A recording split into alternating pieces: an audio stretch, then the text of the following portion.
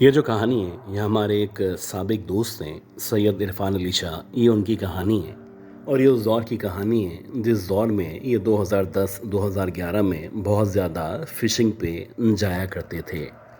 इनको शुरू से ही मछलियाँ पकड़ने का या शिकार करने का शौक़ था और आहिस्ता आहिस्ता करके ये जो शौक़ था ये इस कदर बढ़ चुका था कि कभी कभी ऐसा होता है कि अगर इनके साथ इनका कोई साथी कोई दोस्त मौजूद ना भी हो, ये अकेले ही फिशिंग पे ना सिर्फ निकल जाया करते थे बल्कि सच्ची बात तो ये है कि ये बहुत सारी मछलियों का शिकार बआसानी कर लिया करते थे। इसी तरह एक दफ़ा ऐसा हुआ कि 2010-2011 में ही, जबकि सर्दियों का जो सीज़न है वो अरूज पे था, यानी कि दिसंबर चल रहा था या फिर जनवरी का महीना स्टार्ट होने ही वाला था, इन्होंने अपने दो दोस्तों के हमरा फिशिंग पे जाने का प्रोग्राम बनाया। बेसिकली ये बताते हैं कि अक्सर ऐसा होता था कि हम लोग दो दरिया के रास्ते या फिर नेटी जेटी के पास जो जजीरा नुमा हिस्सा मौजूद है वहाँ से शिप में या कश्ती में सवार होके शिकार पे जाया करते थे। अब ये जो कश्ती थी ये अच्छी खासी बड़ी कश्ती थी और हम तीनों के अलावा इस कश्ती में कोई भी मौजूद नहीं था। अच्छी बात ये थी कि हम तीनों को स्विमिंग भी आया करती थी और कश्ती चलाने में तीनों के तीनों दोस्त माहिर थे। अब जो लोग शिकार पे जाया करते हैं तो आम तौर पे ऐसा होता है कि अगर आपको पूरी रात शिकार करना हो तो आपके कुछ ना कुछ दोस्त कुछ देर के लिए सुस्ता लिया करते हैं या कुछ देर के लिए आंख लगा लिया करते हैं। तो वैसे ही रात के तकरीबन 2 सवा 2 बजे का टाइम था। मैं अपने तौर पे एक्टिव था, जबकि जो मेरे दोस्त थे वो आहिस्ता आहिस्ता करके गुनूदगी में या नींद में जाना शुरू हो चुके थे। और ऐसा ही हुआ कि एक स्टेज ऐसी आई कि ये दोनों मेरे सामने बैठे ही बैठे ऊँगने लगे, बल्कि एक ने तो बाकायदा खर्राटे लेना शुरू कर दिया था। अब जो लोग मुसलसल शिकार पे जाते हैं या जिनकी आदत हुआ करती है उनको पता होगा कि उनको रात में समंदर में, दरिया में, नहरों में किसी भी किस्म का खौफ महसूस नहीं हुआ करता। हाँ, लेकिन जो पहली दफ़ा जाता है या जो शुरू शुरू में शिकार करना शुरू करता है तो अक्सर ऐसा होता है कि उसको रात में खौफ सा महसूस हुआ करता है। मुझे अच्छी तरह याद है कि मैं शिकार कर रहा था। मेरे पास एक टॉर्च लाइट मौजूद थी और उस ज़माने के हिसाब से एक पुराना सा नोकिया का मोबाइल था जिसको मैं इस्तेमाल किया करता था। मुसलसल मेरे मोबाइल के ऊपर गाने वगैरह लगे हुए थे और ये जो गाने थे ये इंडियन गाने थे और मेरी आदत थी शुरू से, जब भी मैं रात को जागता, चाहे मैं घर के अंदर मौजूद हूँ या मैं किसी भी काम से या शिकार पे बाहर निकला हुआ हूँ, तो मैं अपने साथ इस मोबाइल को यानी सॉन्ग्स वाले मोबाइल को ज़रूर रखा करता था। इसी दौरानिए में जबकि मेरा जो फोकस था वो शिकार के ऊपर था और मैं गाने सुन रहा था, तो एकदम से जब मेरी नज़र हमारी जो कश्ती थी उसके अपोजिट डायरेक्शन में यानी सामने की तरफ पड़ी, तो मुझे ऐसा लगा कि सामने की तरफ से कोई सफ़ेद कलर का शेडो है जो मुझे दिखाई देना शुरू हुआ है। ये जो शेडो था ये इस कदर वाज़े था और ऐसा लग रहा था कि हर गुज़रते हुए लम्हे के साथ साथ ये जो भी शेडो है या जो भी वहाँ पे मौजूद है वो आहिस्ता आहिस्ता करके हमारी तरफ बढ़ता चला आ रहा है।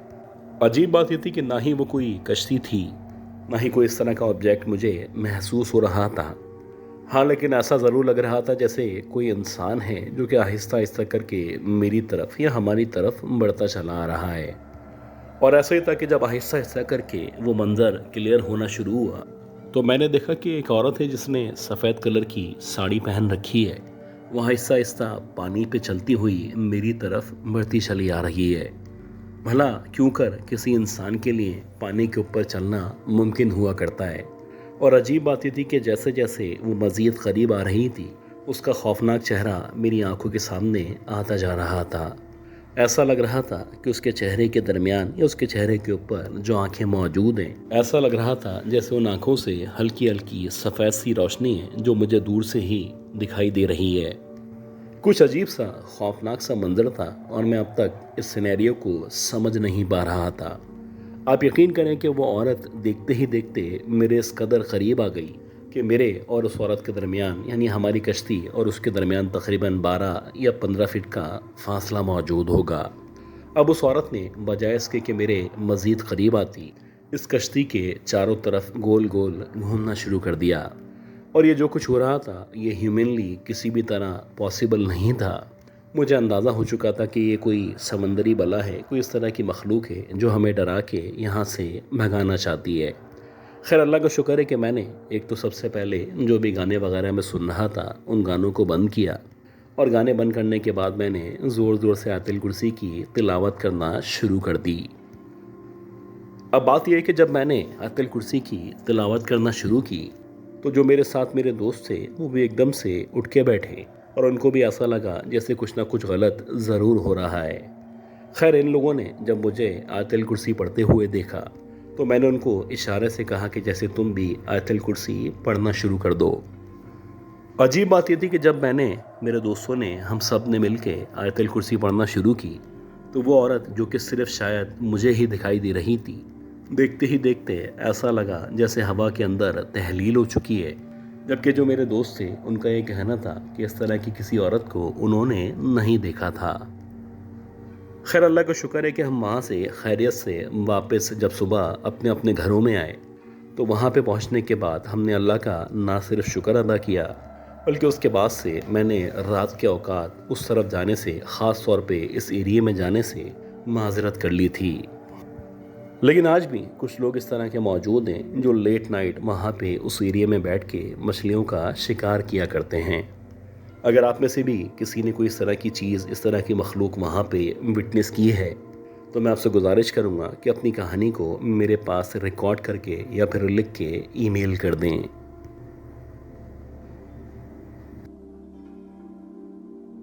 अच्छा गाइस, उम्मीद करता हूँ ये जो पहली स्टोरी थी, ये कहानी, ये स्टोरी आपको ज़रूर पसंद आई होगी। अब हम चलते हैं आज की दूसरी बहुत ही खौफनाक कहानी की तरफ, और मैं उम्मीद करता हूँ कि आपने अब तक इस ऑडियो को, इस वीडियो को लाइक ज़रूर कर दिया होगा। अच्छा गाइस, ये जो स्टोरी है ये हमारे एक बहुत ही पुराने सब्सक्राइबर हैं जो कि शुरू से हमें सपोर्ट किया करते हैं, जिनका नाम सलमान अली शाह है। ये कहानी उन्होंने हमें पडीदन से शेयर की है। ये बताते हैं कि बेसिकली इनके जो फोर फादर्स थे या इनके जो वालिद साहब थे वो एक बहुत बड़े जागीरदार थे।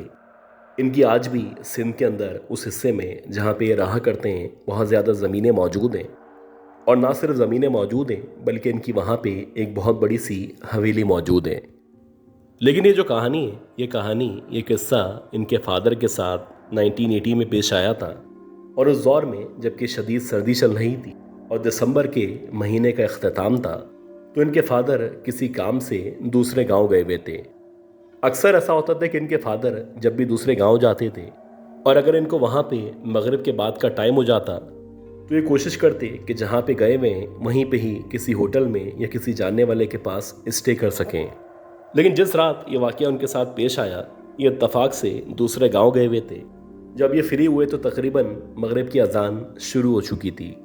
अब एक कन्फ्यूजन थी कि यहाँ पे रुकें या वापस अपने गांव चले जाएं, क्योंकि जिस जगह ये गए हुए थे वहाँ से इनके गांव का जो रास्ता था वो तकरीबन 2 घंटे का रास्ता था, और आमतौर पे उस दौर में लॉ एंड ऑर्डर की वजह से या किसी भी वजह से ये लोग रात के दौरान सफ़र करने से परहेज़ किया करते थे।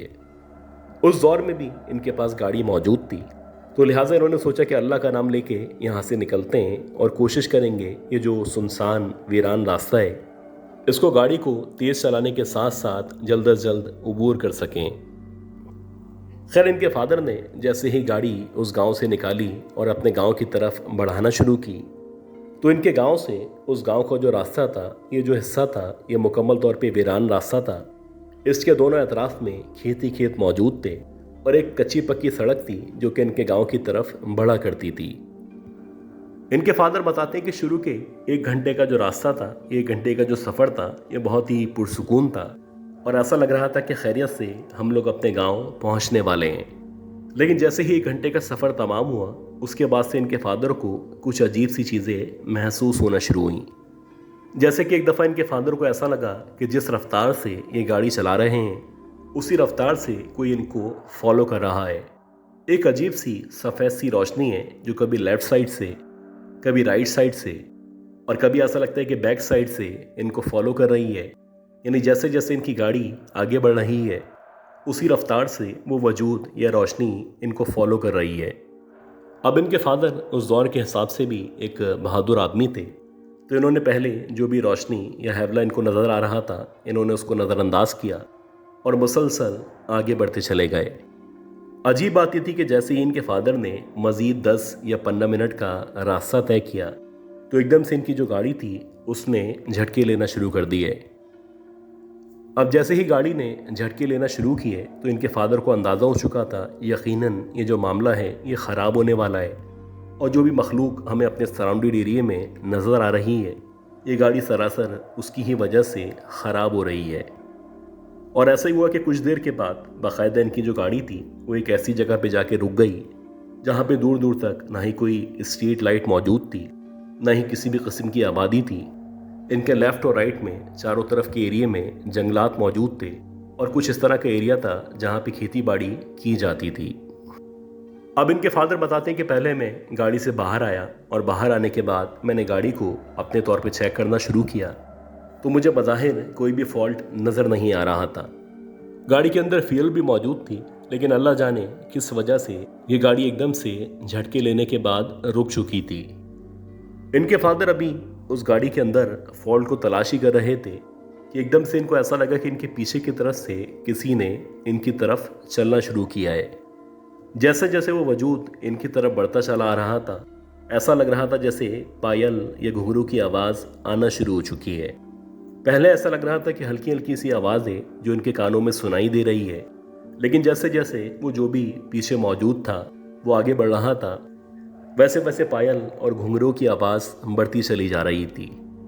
इनके फादर बताते हैं कि एक वक्त ऐसा आया कि मुझे बाकायदा महसूस हुआ कि मेरे पीछे कोई औरत या लड़की आके खड़ी हो चुकी है और उसने बाकायदा मेरा नाम लेके मुझे पुकारना शुरू कर दिया है।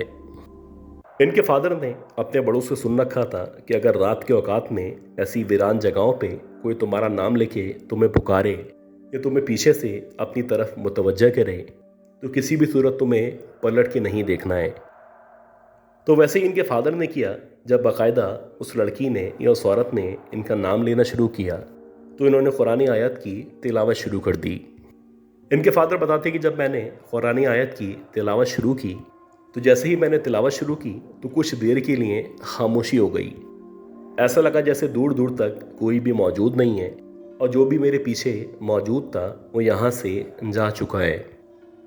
अब इनके फादर ने गाड़ी के अंदर बैठने के बाद जब गाड़ी को दोबारा से स्टार्ट करने की कोशिश शुरू की तो अल्लाह का शुक्र है कि ना सिर्फ गाड़ी स्टार्ट हो गई बल्कि गाड़ी दोबारा से इनके गांव, इनकी मंजिल की तरफ बढ़ने लगी।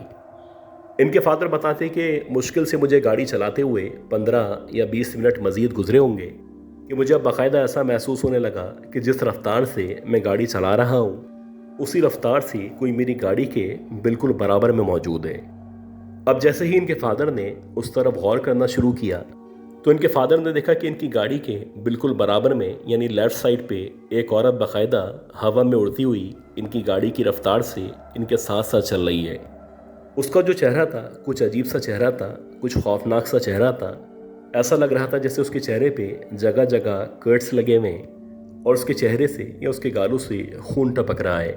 वो औरत कुछ अजीब रफ्तार से न सिर्फ उड़ रही थी बल्कि मुसलसल मेरे फादर की तरफ देख के अजीब तरीके से हंसती जा रही थी।